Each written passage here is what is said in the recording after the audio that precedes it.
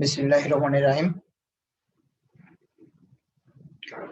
Cantonment public school and college, Jahanabad সেনানিবাস, খুলনার পক্ষ থেকে তোমাদের সকলকে জানাই স্বাগত। প্রিয় শিক্ষার্থীরা, তোমাদের সাথে আজকে অনলাইন ক্লাসে যুক্ত আছি আমি মোহাম্মদ কামরুজ্জামান, প্রভাষক পরিসংখ্যান ও সেই সাথে তোমাদের নবম ও দশম শ্রেণীর শিক্ষার্থীদের আইসিটি শিক্ষক হিসাবে Jehanabad cantonment public school and college, খুলনাতে। প্রিয় শিক্ষার্থীরা, তোমাদের সাথে আমরা আলোচনা করব নবম ও দশম শ্রেণীর আইসিটি নিয়ে। আমাদের আজকের পাঠে যা যা থাকছে সে সম্পর্কিত কিছু ছবি আমরা একটু দেখে নেই। প্রথমে তোমরা একটা ছবি দেখতে পাচ্ছ, যে ছবিতে আমরা দেখতে পাচ্ছি পুরাতন মুদ্রণ যন্ত্র। তোমরা আরেকটি ছবি দেখতে পাচ্ছ, বলো তো এটা কি? নিশ্চয়ই তোমরা বলতে পারবে। পুরাতন মুদ্রণ যন্ত্রটির এটি একটি নতুন ভার্সন বা ডিজিটাল যুগে আমরা যে ডিজিটাল মুদ্রণ যন্ত্রটা ব্যবহার করি, এটি সেই নতুন মুদ্রণ যন্ত্র। এবার আমরা আরেকটি ছবি যদি দেখতে পাই, তাহলে আমাদের অতি পরিচিত এই ছবিটি। বলো তো তোমরা এই ছবিতে কি হচ্ছে? নিশ্চয়ই তোমরা বুঝতে পেরেছো। এই ছবিটা হলো তেল ভাঙানো অর্থাৎ ঘানি ভাঙানো মেশিন। আগের দিনে এই যন্ত্রটি ব্যবহার করে তেল শোধন করা হতো। তার মানে পুরাতন তেল প্রক্রিয়াকরণ পদ্ধতি। আর এটি এখন সম্পূর্ণ স্বয়ংক্রিয় পদ্ধতিতে ডিজিটালাইজেশনের মাধ্যমে তেল শোধন করা হয়, অর্থাৎ বর্তমান তেল প্রক্রিয়াকরণ পদ্ধতি। এই যে দুইটা ছবির মধ্যে আমরা একটা পার্থক্য দেখতে পাই, অর্থাৎ নির্দিষ্ট সময়ে সভ্যতার একটা বিকাশ সাধিত হয়েছে। সেই বিকাশটা যদি আমরা দেখি, তাহলে আমরা এই যে পুরাতন মুদ্রণ যন্ত্র এবং পুরাতন তেল প্রক্রিয়াকরণ পদ্ধতি, এটি ছিল ব্রিটিশদের শাসন আমলে, অর্থাৎ যখন 18 শতাব্দীর মাঝামাঝি, যখন শিল্প বিপ্লবের আবির্ভাব ঘটে। কিন্তু এই পদ্ধতি থেকে বেরিয়ে 21 শতকে বর্তমানে এই যে আধুনিক পদ্ধতিতে রূপান্তরিত হয়েছে, যেখানে তথ্য প্রযুক্তির বিপ্লব ঘটেছে, তাহলে এখন জ্ঞান এবং বিজ্ঞানের এবং পৃথিবীর চালিকা শক্তি নিয়ন্ত্রণ করতে পারে তারাই, যারা 21 শতকের পৃথিবীতে প্রযুক্তির সাথে যাদের সম্পৃক্ততা হয়েছে, যাদের দক্ষতা অর্জিত হয়েছে, তারাই আসলে জ্ঞান বিজ্ঞানে এবং অর্থনৈতিক দিক দিয়ে পৃথিবীর চালিকা শক্তিতে অবস্থান করে। তাহলে চলো আমরা আমাদের আজকের এই যে প্রযুক্তিগত দিকটি নিয়ে আলোচনা করছি, সেই সম্পর্কিত আমরা ছবিগুলো দেখতে পাই যে আমরা এখন হাতের মুঠোর মধ্যেই সবকিছু দেখতে পাই। সেটা হোক চিকিৎসা বিজ্ঞান, হোক ভ্রমণ, হোক যুদ্ধবিগ্রহ, যে কোনো ক্ষেত্রে পৃথিবীর যে কোনো কল্যাণকর কাজেই বা যে কোনো কাজেই আমরা এই প্রযুক্তির উন্নয়ন দেখতে পাই। তাহলে আমরা আমাদের আজকের এই পাঠে জানতে পারবো কি নিয়ে? আজকের পাঠে আমরা জানবো 21 শতক এবং তথ্য ও যোগাযোগ প্রযুক্তি, অর্থাৎ 21 শতক সম্পর্কে আমরা জানবো এবং এই 21 শতকে তথ্য ও যোগাযোগ প্রযুক্তির কি পরিবর্তন সাধিত হয়েছে এবং সেটা দিয়ে পৃথিবীর মানুষের কি কল্যাণ হচ্ছে, সেই সম্পর্কে আমরা আজকে জানবো। তাহলে চলো আজকে দেরি না করে আমাদের আজকের পাঠের মূল অংশে আমরা চলে যাব। তার আগে আমরা একটু জেনে নেব আজকের পাঠ শেষে আমরা কি কি শিখতে পারবো। প্রিয় শিক্ষার্থী বন্ধুরা, আজকের পাঠ শেষে আমরা যা শিখতে পারবো সেটি হলো 21 শতকের সম্পদের সংজ্ঞা বলতে পারবো। অর্থাৎ 18 শতাব্দীতে 19বিংশ শতাব্দীতে সম্পদের যে সংজ্ঞা ছিল, কিন্তু 21 শতক বা একবিংশ শতাব্দীতে সম্পদের সেই সংজ্ঞা পরিবর্তিত হয়ে গেছে। আসলে সেইটা আমরা আজকে জানতে পারবো যে সম্পদ বলতে 21 শতকে কি বোঝায়। গ্লোবালাইজেশন ও ইন্টারন্যাশনালাইজেশনের সংজ্ঞা বলতে পারবো আমরা। আমরা এই দুটি বিষয় খুব ভালোভাবে জানতে পারবো যে গ্লোবালাইজেশন ও ইন্টারন্যাশনালাইজেশন অর্থাৎ বিশ্বায়ন এবং আন্তর্জাতিকতা কি, সেটা আমরা ভালোভাবে জানতে পারবো এই অংশ থেকে। এবং জ্ঞানভিত্তিক সমাজ প্রতিষ্ঠার যে দক্ষতাগুলো, সে সম্পর্কে আমরা আজকের পাঠে জানতে পারবো। প্রিয় শিক্ষার্থীরা, তাহলে চলো শুরুতেই আমরা জেনে নেই 21 শতকের সম্পদের সংজ্ঞা বলতে আমরা কি বুঝি। আমরা পূর্বের ধারণা মতে 18 শতাব্দীতে সম্পদ বলতে আমরা কি বুঝতাম? অর্থকারী ফসল অথবা খনিজ দ্রব্য অথবা টাকা পয়সা, এগুলোকে আমরা একটা সময় সম্পদ হিসেবে বিবেচনা করতাম। কিন্তু আজকের এই 21 শতকে সম্পদ, এই যে অর্থ, বৃত্ত সবকিছুই আসছে মানুষের জ্ঞানের বিকাশের ফলে। তার উল্লেখযোগ্য উদাহরণ যদি আমরা দেখতে পাই তাহলে আমরা বলতে পারি যে পৃথিবীর সর্বশ্রেষ্ঠ ধনী যেখানে সবচেয়ে বেশি প্রতিষ্ঠিত অবস্থায় রয়েছেন তিনি হলেন বিল গেটস। এই যে বিল গেটস এর আরেকটি পরিচয় আছে, সেটি হলো আমরা জানি তথ্য প্রযুক্তির ক্ষেত্রে মাইক্রোসফট নামে একটি প্রতিষ্ঠান আছে, যার প্রতিষ্ঠা, অর্থাৎ আমরা ম্যাক্সিমাম কম্পিউটারই ওপেন করতে যে অপারেটিং সিস্টেম সফটওয়্যার ব্যবহার হয়, এই অপারেটিং সিস্টেম সফটওয়্যার উইন্ডোজ এই মাইক্রোসফটের। শুধু তাই নয়, কম্পিউটারের যে লেখালেখির কাজ, এই যে আমরা প্রেজেন্টেশন করছি এই স্লাইডের কাজ, এই যে হিসাব নিকাশের যে অফিসিয়াল কাজ, ডেটাবেস সংরক্ষিত যে কাজ, এই কাজগুলো যে প্রোগ্রামটা দিয়ে করা হয় সেটিও মাইক্রোসফটের। অর্থাৎ মাইক্রোসফট অফিস প্রোগ্রামের মধ্যে অনেকগুলো প্রোগ্রাম আছে যেগুলোকে আমরা প্যাকেজ প্রোগ্রাম বলে থাকি, এটাও মাইক্রোসফট প্রতিষ্ঠাতা। অর্থাৎ তিনি কিন্তু কৃষি সভ্যতার এই যে খনিজ সম্পদ ব্যবহার করেন নাই, তিনি কিন্তু ব্যবহার করেন নাই ন্যাচারাল কোনো সম্পদ, কিন্তু তিনি তার মাথা অর্থাৎ তিনি তার বুদ্ধি দিয়ে একটি প্রযুক্তির মাধ্যমে একটি ব্যবস্থা তৈরি করেছেন, যেটিকে তিনি সেল করে অর্থাৎ বিক্রি করে শীর্ষ ধনীর কাতারে অবস্থান করছেন এবং অনেক মানুষের কর্মসংস্থানের ব্যবস্থাও করতে পারছেন তিনি। তাহলে তিনি কি করেছেন? তিনি তার জ্ঞানকে বিকশিত করেছেন, অর্থাৎ পৃথিবীর সমস্ত সম্পদ বিক্রি করলেও তার যে জ্ঞানের প্রসার ঘটিয়ে তিনি যে অর্থ সঞ্চার করেছেন সেটি করা সম্ভব নয়। অর্থাৎ আমরা এখানে দেখতে পেলাম যে 21 শতকে এসে সম্পদের ধারণাটা পুরোপুরি পরিবর্তিত হয়েছে। এই যে তথ্য যোগাযোগ প্রযুক্তিতে এই 21 শতকের যে পরিবর্তনের প্রভাব সেটি আসলে কিভাবে আসছে? সেটি আসছে দুইটা ভাবে, একটা হলো গ্লোবালাইজেশনের মাধ্যমে, আরেকটা হলো ইন্টারন্যাশনালাইজেশনের মাধ্যমে। গ্লোবালাইজেশনটা কি? গ্লোবালাইজেশন হলো আমরা পৃথিবীর যে কোনো প্রান্তে যে কোনো ঘটনা যখন যেভাবে ঘটুক না কেন আমরা তাৎক্ষণিকভাবে সেটি পৃথিবীর যে কোনো অবস্থান থেকে জানতে পারি। অর্থাৎ একটি মানুষের সাথে আরেকটি মানুষের যোগাযোগ মুহূর্তের মধ্যেই সম্ভব।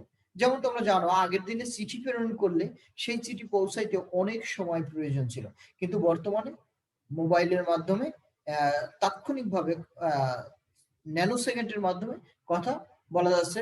বাংলাদেশ থেকে আমেরিকা, বাংলাদেশ থেকে ব্রিটেন, বাংলাদেশ থেকে ডেনমার্ক, সুইডেন, অস্ট্রেলিয়া, নিউজিল্যান্ড, পৃথিবীর ব্রাজিল, আর্জেন্টিনা, যে কোনো দেশের কথা বলি না কেন আমরা তাদের সাথে কথোপকথন করা সহজ হচ্ছে।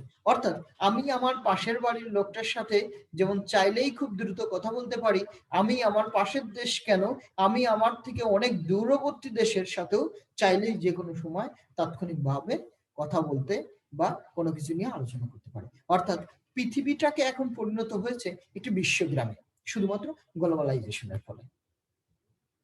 এবার আসি আমরা ইন্টারন্যাশনালাইজেশন। এই যে বিশ্বায়নটা বলতে আমরা বুঝছি যে পৃথিবীর প্রত্যেকটা দেশেরই একটা সীমারেখা আছে, কিন্তু এই সীমারেখা দিয়ে পৃথিবীর মানুষকে বাধাগ্রস্ত করে রাখা যায়নি। 21 শতাব্দীর এই বিপ্লবের ফলে পৃথিবীর এক প্রান্তের মানুষ আরেক প্রান্তে যাচ্ছে জ্ঞান আহরণ করতে, তার জ্ঞান বিতরণ করতে, এবং শুধু তাই নয়, মানুষ তার কর্মের সন্ধানে পৃথিবীর যে কোনো দেশে যে কোনো সময় অবস্থান করছে, ব্যবসা বাণিজ্য করতে যে কোনো সময় যে কোনো দেশে যে কোনো ভাবে একটা প্রক্রিয়ার মাধ্যমে সেটা অবস্থান করতে হচ্ছে। এই যে উন্নয়ন, অর্থাৎ আগের দিনে একটা অবস্থান ছিল সাদা মানুষ কালো মানুষ এরা একসাথে চলতে পারে না, একই দেশে বসবাস করতে পারে না, সেই ধারণারও প্রচলিত ধারণার পরিবর্তন ঘটছে। এখন সবাই একই সাথে একীভূত হয়েছে এবং পৃথিবীর সকল মানুষ এখন একই সাথে একত্রবদ্ধ হয়ে কাজ করতে পারছে। তাহলে এই যে প্রযুক্তিগত বিকাশ, এই প্রযুক্তিগত বিকাশের ফলেই আসলে সম্ভব হয়েছে মানুষের এই আবির্ভাব বা পৃথিবীর এই উন্নয়ন বা অর্থনৈতিকভাবে অগ্রগতি সাধিত হয়েছে। বর্তমান প্রেক্ষাপটে আমরা যদি জানি করোনা ভাইরাস সম্পর্কে বলি তাহলে বলতে পারবো কি, করোনা ভাইরাসের এই যে মহামারী প্রকোপে পৃথিবীর যে কোনো দেশ এর ভ্যাকসিন আবিষ্কার করার সাথে সাথে সমগ্র পৃথিবীতে এটি পৌঁছে যাবে মানুষের দ্বার প্রান্তে।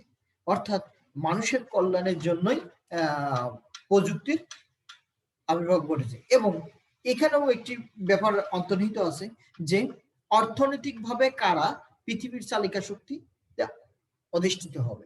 তাহলে এই যে প্রযুক্তির উন্নয়নের ফলে যদি কেউ করোনা ভাইরাসের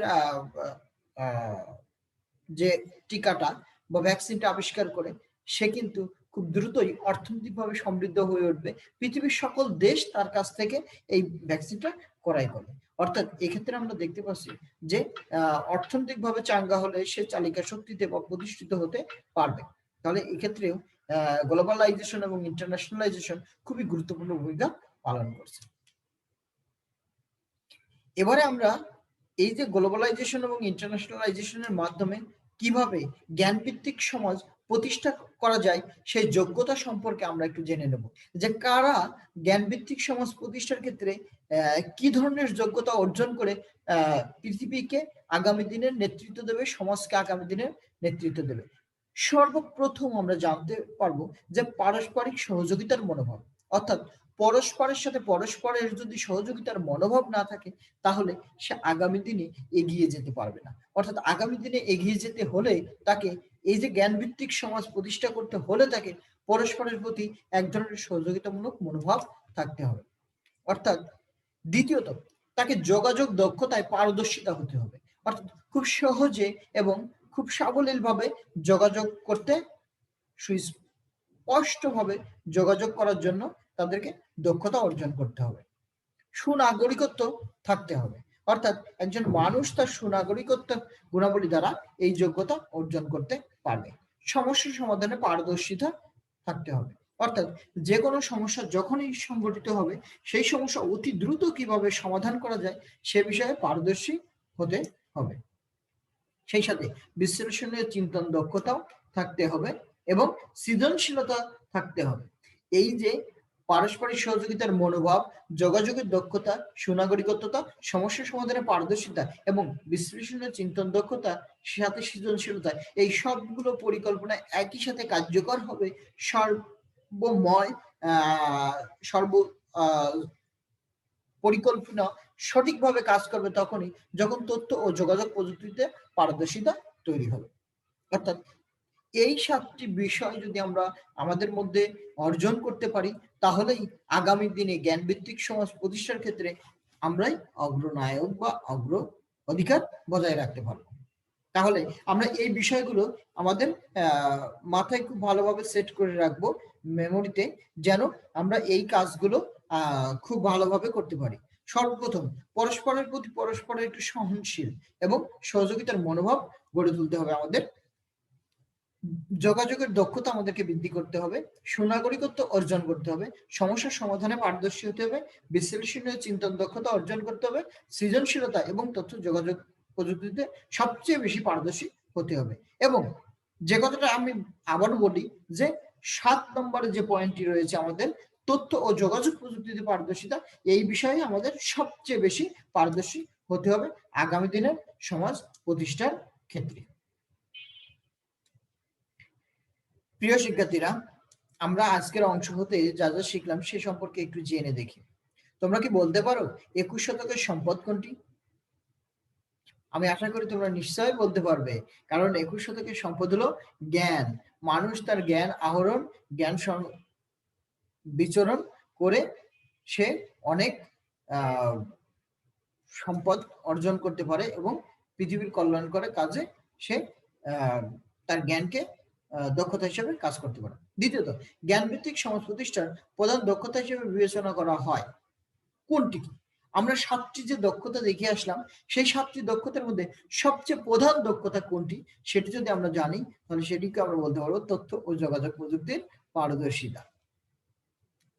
তাহলে তথ্য ও যোগাযোগ প্রযুক্তির পারদর্শিতার মাধ্যমে জ্ঞানভিত্তিক সমাজ প্রতিষ্ঠা করা সম্ভব।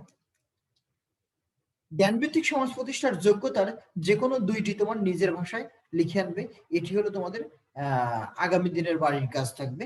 অর্থাৎ তোমরা তোমাদের নিজস্ব চিন্তা ভাবনা দিয়ে আমি যে 7টি 21 শতকের দক্ষতা অর্জনের যে জ্ঞানভিত্তিক সমাজ প্রতিষ্ঠার যে দক্ষতাগুলো বলেছি এই 7টি দক্ষতার মধ্যে তোমরা তোমাদের নিজের ভাষায় তোমরা যেটা বুঝেছো মূল বই পড়ে তোমরা যেটা বুঝবে সেখান থেকে তোমাদের নিজস্ব ভাষায় 2টি দক্ষতাকে তোমরা লিখবে এবং কমেন্ট বক্সের মাধ্যমে সেটা পাঠিয়ে দেবে, অথবা তোমরা চাইলে সরাসরি কমেন্টেও তোমাদের এই দক্ষতাগুলো লিখতে পারো। তোমাদের সবাইকে ধন্যবাদ জানাচ্ছি আবারও ক্যান্টনমেন্ট পাবলিক স্কুল অ্যান্ড কলেজের পক্ষ থেকে। সেই সাথে তোমরা নিয়মিত ক্লাসগুলো দেখবে, এই আশাবাদ ব্যক্ত করে আমি আজকের মতো আমার ক্লাস এখানেই শেষ করছি। ভালো থেকো সবাই, আল্লাহ হাফেজ।